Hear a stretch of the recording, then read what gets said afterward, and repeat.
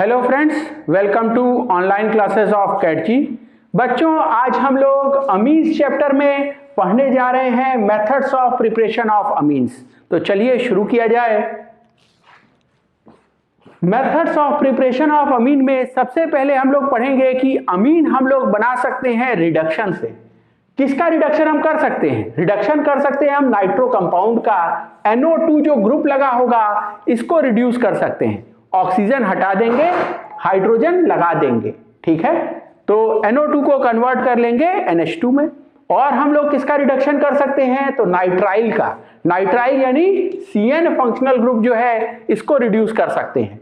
इसको रिड्यूस करेंगे कैसे? बेसिकली ये दोनों पाई बॉन्ड तोड़ देंगे, इसको भी दो हाइड्रोजन, इसको भी दो hydrogen, it will be converted into CH2NH2। और हम रिडक्शन कर सकते हैं एमाइड का भी। CONH2 एमाइड का रिडक्शन कर दिया, बेसिकली ये ऑक्सीजन हटा दिया और इस कार्बन पे 2 H2 मैंने लगा दिया है। उसके बाद हम लोग अगला मेथड पढ़ेंगे जहां हम एमाइड का न सिर्फ रिडक्शन करेंगे बल्कि डिग्रेडेशन भी करेंगे। इनफैक्ट ये जो CONH2 है इसमें से ये CO गायब कर देंगे and it will be converted into NH2।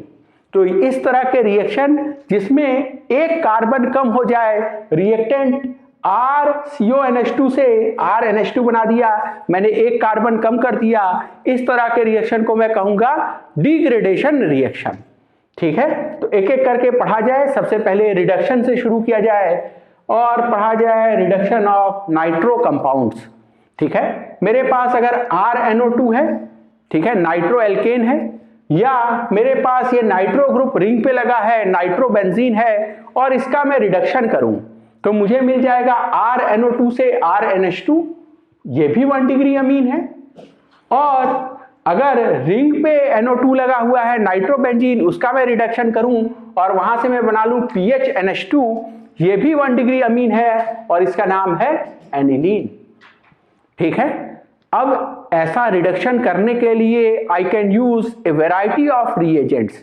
कौन कौन से रिएजेंट का मैं इस्तेमाल कर सकता हूं? तो ऐसे रिएजेंट है, सबसे पहला H2PD। H2PD को ही हम लोग कहते हैं कैटालिटिक हाइड्रोजिनेशन।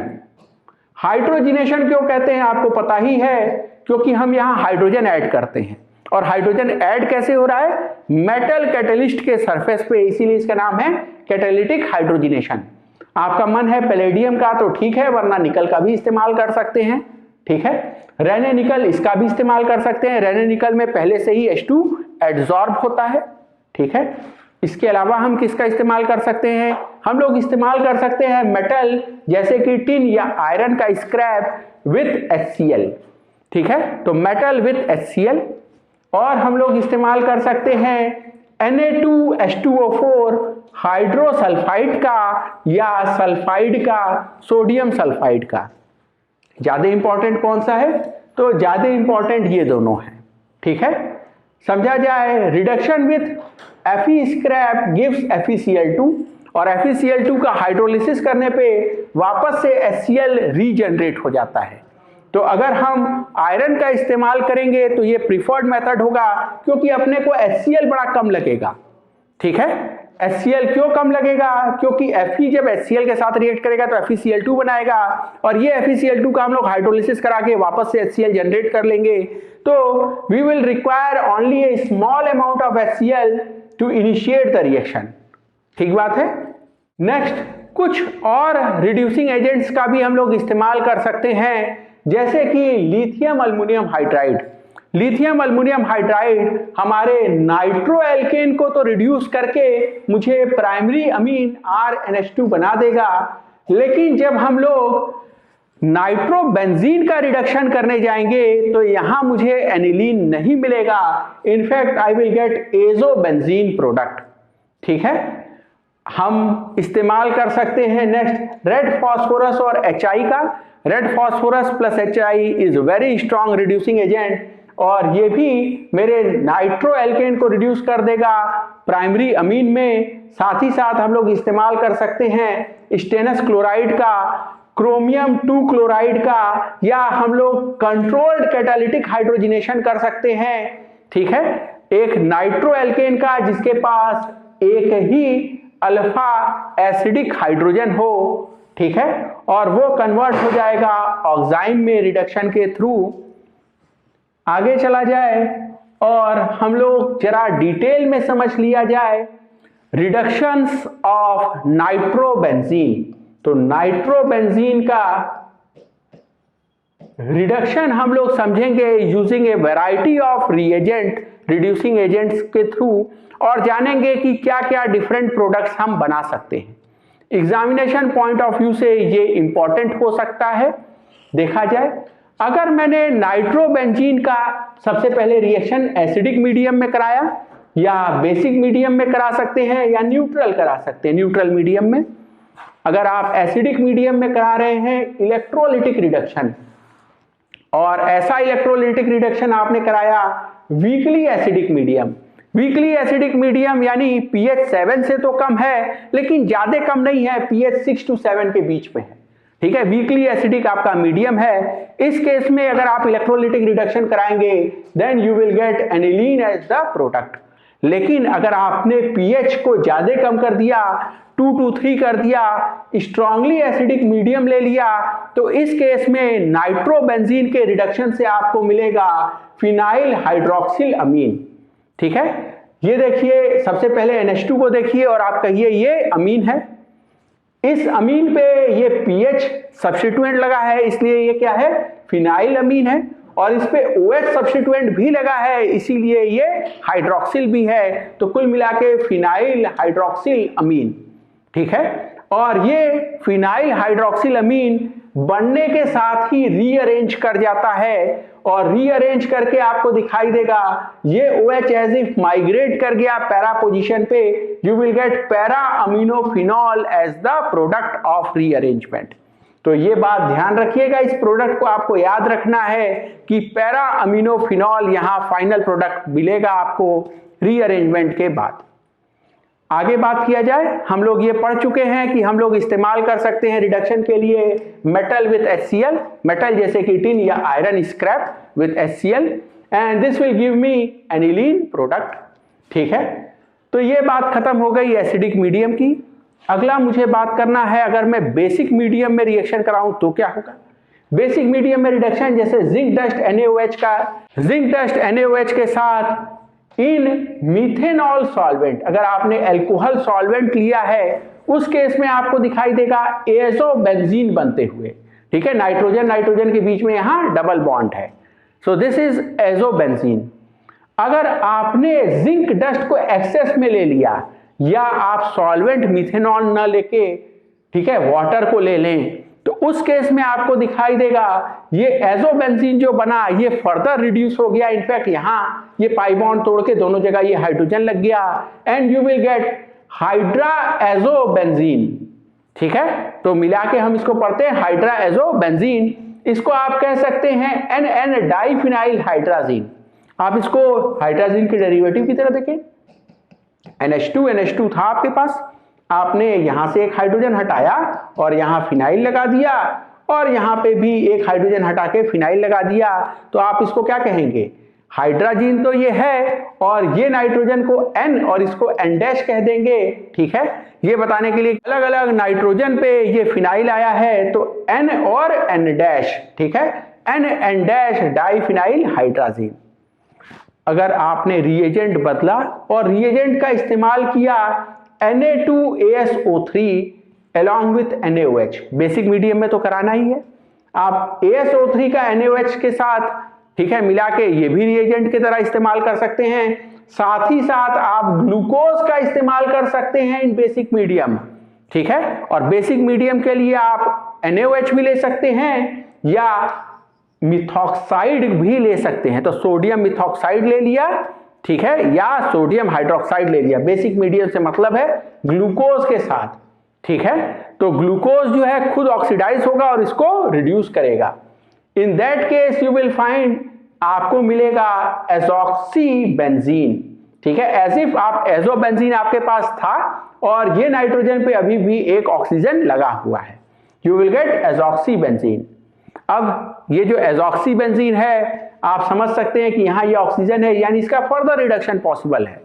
ये मैंने अगर सिर्फ ऑक्सीजन हटा लिया, इसको कन्वर्ट कर लिया एजोबेंजीन में यूजिंग हीटिंग विथ आयरन।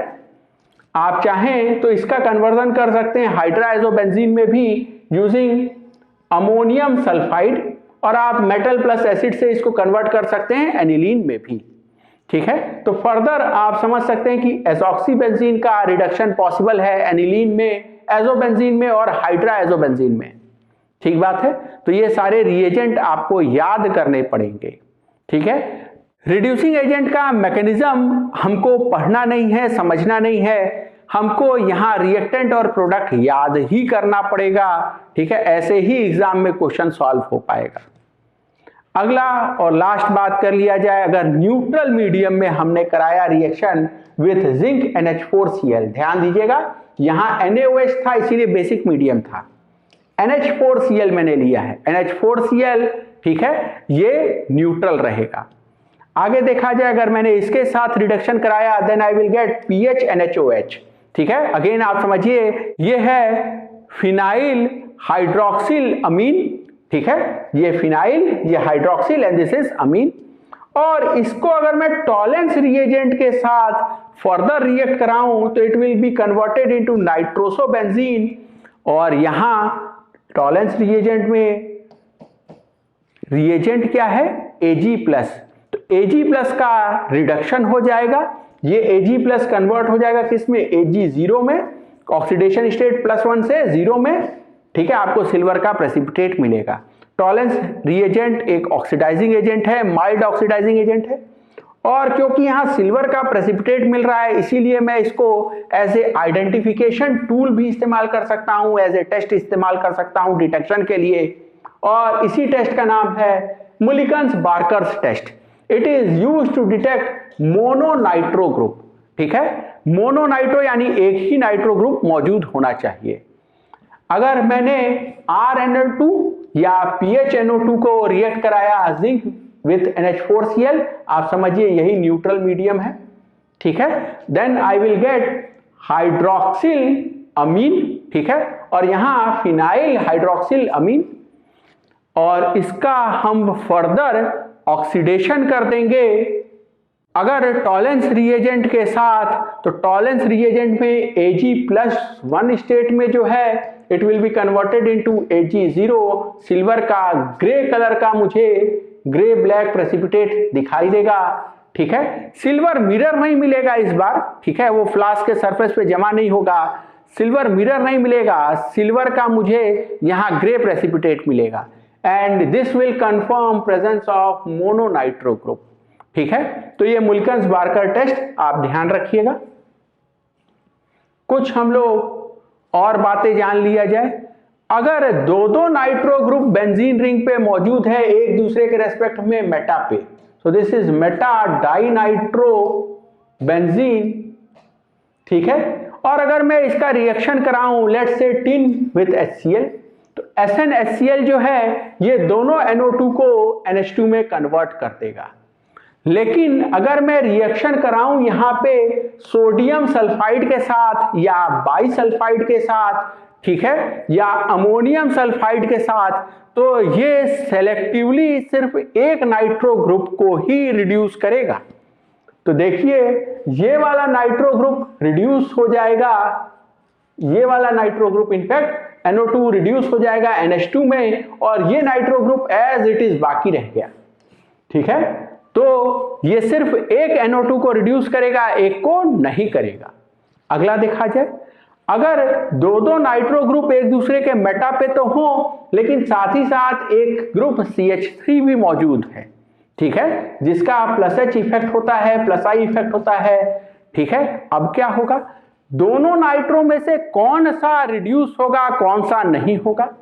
तो अगर आपने सोडियम सल्फाइड, बाईसल्फाइड या अमोनियम बाईसल्फाइड का इस्तेमाल किया, in that case you will find the nitro group which is para two CH3 is reduce. तो यहां पैरा वाला नाइट्रो रिड्यूस होगा, जबकि अगर आपने SnCl2 और HCl का इस्तेमाल किया, ठीक है, तो इस केस में ऑर्थो वाला जो है NO2 वो रिड्यूस होगा। तो ये कुछ फैक्चुअल इंफॉर्मेशन, ठीक है, मैकेनिज्म डिटेल हम कुछ नहीं जानते, ठीक है, अपने मतलब का नहीं है, हमको बस ये फैक्चुअल इंफॉर्मेशन जाननी है क्योंकि ये एग्जाम में आ सकता है, तो ये बात आपको याद रखना है। आगे चला जाए और नेक्स्ट हम लोग पढ़ा जाए कि अमीन्स का हम लोग प्रिपरेशन कर सकते हैं बाय रिडक्शन ऑफ नाइट्राइल। तो मेरे पास RCN है, ठीक है, ये साइनो कंपाउंड, ठीक है, साइनाइड या नाइट्राइल अगर आप IUPAC कहें तो, इसका भी हम रिडक्शन कर सकते हैं। बेसिकली आप समझिए ये पाई बॉन्ड दोनों तोड़ देंगे, इसके पास 2 हाइड्रोजन लगा देंगे, इसके पास 2 हाइड्रोजन लगा देंगे, I will get RCH2NH2 1 degree amine as product. और ऐसा करने के लिए मैं कुछ रिड्यूसिंग एजेंट्स का इस्तेमाल कर सकता हूं, जैसे कि lithium aluminium hydride, catalytic hydrogenation H2 निकल या H2PD, ठीक है, साथ ही साथ हम लोग कर सकते हैं Bouveault Blanc reduction using sodium in ethanol, ठीक है, और रेड फास्फोरस और HI से भी ये काम किया जा सकता है। आगे चला जाए, एक छोटा सा सवाल सॉल्व किया जाए, फिर आगे चला जाएगा। तो ये क्वेश्चन जो है इस्तेमाल करेगा आपका knowledge about nucleophile, ambient nucleophile CN-, ठीक है, आपको समझना है कि कार्बन के एंड से अटैक होगा या नाइट्रोजन के एंड से, और उसके बाद रिडक्शन करना है, ठीक है। तो जाना जाए, अगर मैंने इथेनॉल सॉल्वेंट में, ठीक है, NaCN लिया है, तो यहां सोडियम मेटल और कार्बन के बीच का बॉन्ड में बहुत पोलैरिटी है, it will behave as Na+CN-, और इस एम्बिडेंट न्यूक्लियोफाइल का अटैक होगा कार्बन के एंड से, यहां से अटैक किया, ये बाहर निकाला, दिस इज SN2 रिएक्शन, ठीक है, और A जो बनेगा दैट विल बी CH3CH2CN, ठीक है, नाइट्राइल बन गया। और अगले स्टेप में इस नाइट्राइल का हम रिडक्शन कर रहे हैं यूजिंग लिथियम अल्युमिनियम हाइड्राइड, ठीक है, इसका रिडक्शन कर देंगे and this will give me CH3CH2CH2NH2, ठीक बात है।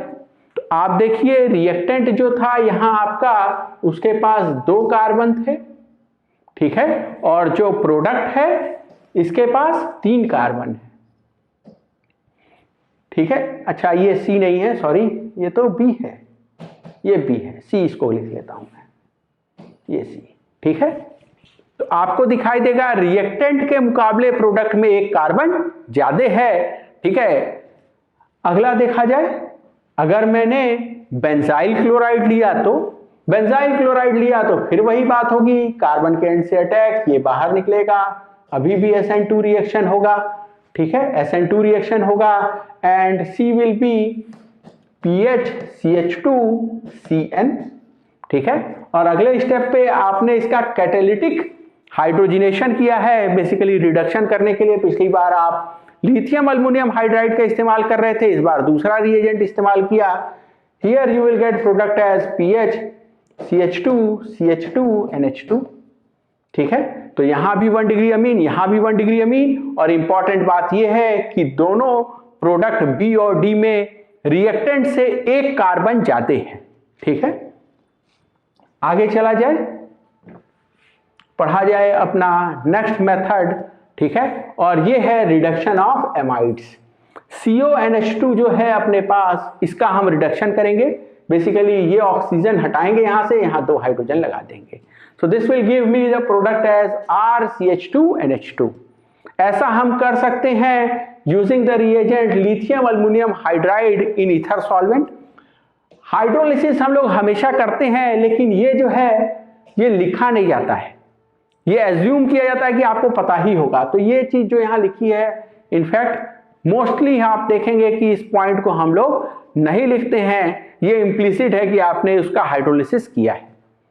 अगला हम लोग इस्तेमाल कर सकते हैं कैटालिटिक हाइड्रोजिनेशन, और कैटालिटिक हाइड्रोजिनेशन एमाइड का कंपैरेटिवली कठिन होता है, इसीलिए आपको प्रेशर भी हाई दिखेगा, टेम्परेचर भी आपको दिखाई देगा कि ये ज्यादा है, ठीक बात है। तीसरा हम लोग इस्तेमाल कर सकते हैं बाउ ब्लैंक का और रेड फास्फोरस HI का भी, ठीक है। आगे चला जाए, नेक्स्ट हम लोग पढ़ने जा रहे हैं second method for preparation of amine. ठीक है, अभी तक हमने रिडक्शन से पढ़ा है कि कैसे हम अमीन बना सकते हैं। अब हम लोग पढ़ेंगे अमोनोलिसिस ऑफ आरएक्स से कैसे हम बना सकते हैं अमीन। तो आप देखिए, अमोनिया जो है ये एक न्यूक्लियोफाइल है। ठीक है, ये अटैक करेगा आर पे और ये एक्स को बाहर निकालेगा। ये मैकेनिज्म होगा SN1 अगर ये आपका R जो है ये 3 डिग्री है तो। ठीक है, और अगर R 1 डिग्री है तो ये SN2 होगा। ठीक है, NH3 जो है अमोनिया ये ठीक ठाक न्यूक्लियोफाइल है तो SN2 रिएक्शन हो जाएगा। अगर R स्टेरिकली अनहिंडर्ड है तो क्या मिल जाएगा आपको? आपको मिल जाएगा RNH2 1 डिग्री अमीन यहां से। ठीक है, और यहां से H, यहां से X बाहर निकल गया HX के फॉर्म में। ठीक है, अगला, अभी भी इस नाइट्रोजन के पास लोन पेयर है, ये अभी भी काम कर सकता है न्यूक्लियोफाइल की तरह। ठीक है, न्यूक्लियोफाइल की तरह काम कर सकता है। अगर सिस्टम में और RX मौजूद है तो ये इस पे अटैक करेगा, फिर से X को बाहर निकालेगा। Again mechanism can be SN1 और SN2, लेकिन देखिए आपका न्यूक्लियोफाइल, ठीक है, अब धीरे धीरे बड़ा होता जा रहा है, उस पर एल्किल ग्रुप लगता जा रहा है। ठीक है, और आपको पता है न्यूक्लियोफिलिसिटी एक काइनेटिक प्रॉपर्टी है, तो न्यूक्लियोफिलिसिटी कमजोर पड़ती जा रही है। ठीक है, जितना ज्यादा एल्किल ग्रुप इस नाइट्रोजन पे लगा होगा, जितना ये बल्की होता जाएगा, उतना न्यूक्लियोफिलिसिटी कम होता जाएगा। अगेन इस R पे भी डिपेंड करता है कि इस बार मैकेनिज्म SN1 या SN2 क्या होगा। ठीक है, और आप ऐसे ही समझ सकते हैं कि यहां से फिर से क्या होगा, HX बाहर निकलेगा, और ऐसा 3 बार हो सकता है। ठीक है, finally you will get quaternary ammonium salt by exhaustive alkylation. तो ये वर्ड याद रखिएगा, एग्जॉस्टिव एल्काइलेशन मतलब जितना एल्किल ग्रुप पॉसिबल था उतना लगा दिया, और कितना पॉसिबल है 4, ताकि नाइट्रोजन पे प्लस चार्ज चला जाए। ठीक है, तो नाइट्रोजन पे प्लस चार्ज आ गया, अगर ये क्वाटर्नरी अमोनियम सॉल्ट बन गया, ठीक है, तो ये हम कहेंगे कि इसका एग्जॉस्टिव एल्काइलेशन हो गया। इसी बात को 2 छोटे छोटे क्वेश्चन के माध्यम से समझा जाए। अगर आपने RX एक्सेस में लिया और अमोनिया कम लिया है, ठीक है, तो सोचिए ये तीनों हाइड्रोजन हटेगा और ये नाइट्रोजन के लोन पेयर से भी अटैक हो जाएगा। You will get quaternary ammonium salt as the final product by exhaustive alkylation. ठीक है, लेकिन अगर आपने अमोनिया एक्सेस में लिया होता, अमोनिया एक्सेस में लिया होता, उस केस में आपको दिखाई देगा you will get 1 degree amine RNH2 as major product. ये बात सही है कि ये 1 डिग्री अमीन प्रोडक्ट, इसमें अभी भी नाइट्रोजन के पास लोन पेयर है, ये RX पे फिर से रिएक्ट करके 2 डिग्री अमीन फिर 3 डिग्री अमीन भी बना सकता है, लेकिन ऐसा प्रोडक्ट कम बनेगा क्योंकि अमोनिया एक्सेस में है ना। तो अमोनिया पहले अटैक करेगा, वो ज्यादा भी है, उसका न्यूक्लियोफिलिसिटी भी ज्यादा है। यही वजह है कि आपको प्राइमरी अमीन मेजर प्रोडक्ट मिलेगा। हाँ, थोड़े अमाउंट में सेकेंडरी और टर्शरी या क्वाटर्नरी सॉल्ट भी बन रहा होगा। एक छोटा सा क्वेश्चन लगा लिया जाए। ठीक है, ये कॉन्सेप्ट समझा जाए। आपने एक्सेस में लिया है किसको? आपने एक्सेस में लिया है RX को, और आप रिएक्शन करा रहे हैं इथेनॉलिक अमोनिया से। ठीक है, यानी यहां इथेनॉल क्या है? It is solvent. So ethanol solvent है, अमोनिया के साथ रिएक्ट करा रहे हैं, एग्जॉस्टिव एल्काइलेशन कराइए क्योंकि RX एक्सेस में है, and you will gate C2H5 4 times Na+, ठीक है, और Cl-। तो आपने क्वाटर्नरी अमोनियम सॉल्ट बनाना है, एग्जॉस्टिव एल्काइलेशन, एग्जॉस्टिव, ठीक है, इथाइलेशन कराना है। ठीक है, अगला देखा जाए। इस बार देखिए बेंजील क्लोराइड का रिएक्शन अमोनिया के साथ करा रहे हैं, कुछ भी एक्सेस में नहीं लिया है, यानी आप मानिए कि दोनों एक एक इक्विवेलेंट ही लिया गया है। ठीक है, और बेंजील chloride you will have pH CH2 Cl। इसका रिएक्शन अगर मैं अमोनिया के साथ कराऊं, ठीक है, तो A जो होगा ये हो जाएगा pH CH2 NH2। ठीक है, और फिर ये जो A बना है, यहां देखिए 2 इक्विवेलेंट RX का लिया गया, ठीक है, मिथाइल क्लोराइड का दिया गया। तो आप समझिए यहां से अब अटैक होगा इस पे और क्लोरीन निकलेगा बाहर। ठीक है, आपको क्या मिलेगा, ये प्राइमरी अमीन है CH3 और लग के, ठीक है, you will first get PH CH2NH CH3, और क्योंकि दो इक्विवेलेंट है यानी ये फिर से अटैक करेगा, फिर से एक और Cl बाहर निकालेगा, तो आपको दिखाई देगा, ठीक है, कि फाइनली मुझे जो B मिला that I will get as PH CH2N CH3 ठीक है, मुझे 3 डिग्री अमीन यहां से मिल गया।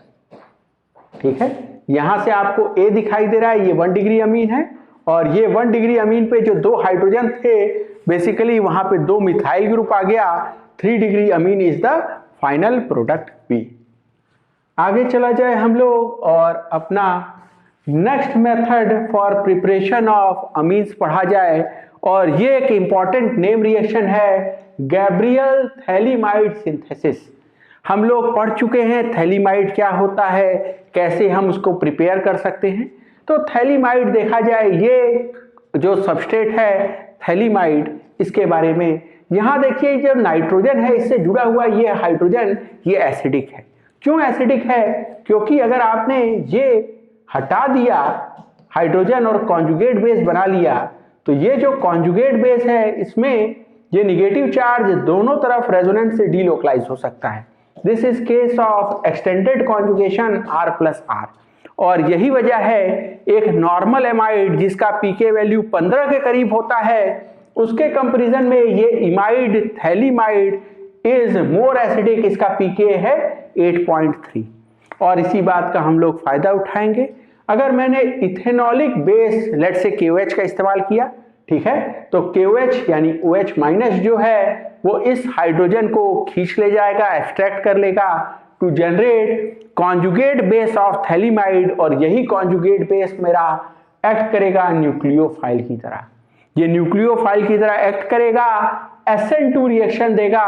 हम एक RX सबस्ट्रेट ले रहे हैं, ठीक है, और हम SN2 रिएक्शन चाहते हैं, इसीलिए हम चाह रहे हैं कि यहाँ पे स्टेरिक हिंड्रेंस कम से कम हो। हम प्रिफर करेंगे कि 1 डिग्री RX लें। 2 डिग्री RX के साथ भी काम चल सकता है, लेकिन आपको पता है थोड़ा डर यहाँ एलिमिनेशन का भी हो सकता है, क्योंकि ये न्यूक्लियोफाइल की जगह अगर बेस की तरह काम करने लगा तो आपको एलिमिनेशन से भी प्रोडक्ट मिलने लगेगा। यही वजह है कि प्रिफर क्या किया जा रहा है, 1 डिग्री, ठीक है, 1 डिग्री या मिथाइल हैलाइड।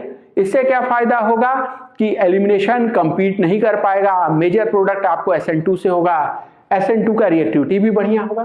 तो ये न्यूक्लियोफाइल देखिए अटैक किया RX पे, X माइनस को लीविंग ग्रुप की तरह बाहर निकाल दिया, and you will get N-alkyl phthalimide as the product.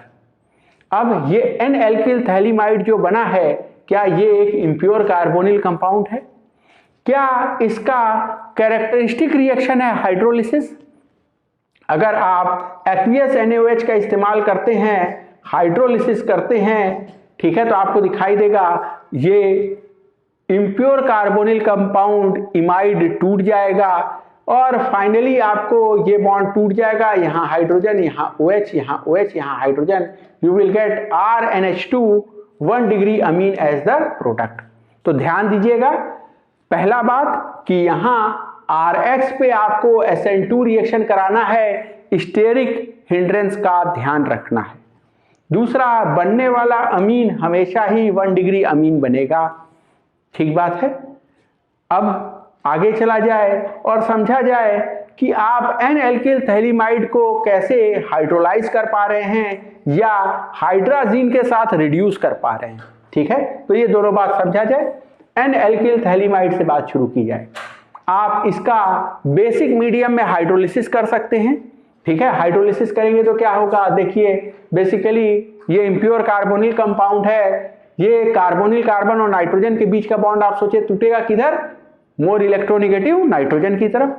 Nitrogen की तरफ आप माइनस लिखेंगे, इसीलिए H2O में से H+ लिखेंगे, इस कार्बोनिल पे प्लस लिखेंगे, इसीलिए OH माइनस इधर ले जाएंगे, ठीक है। दूसरे साइड भी यही बात किया जाए तो यहां फिर से इस साइड हाइड्रोजन और इस साइड OH, ठीक है, and this will give you the product as phthalic acid plus RNH2।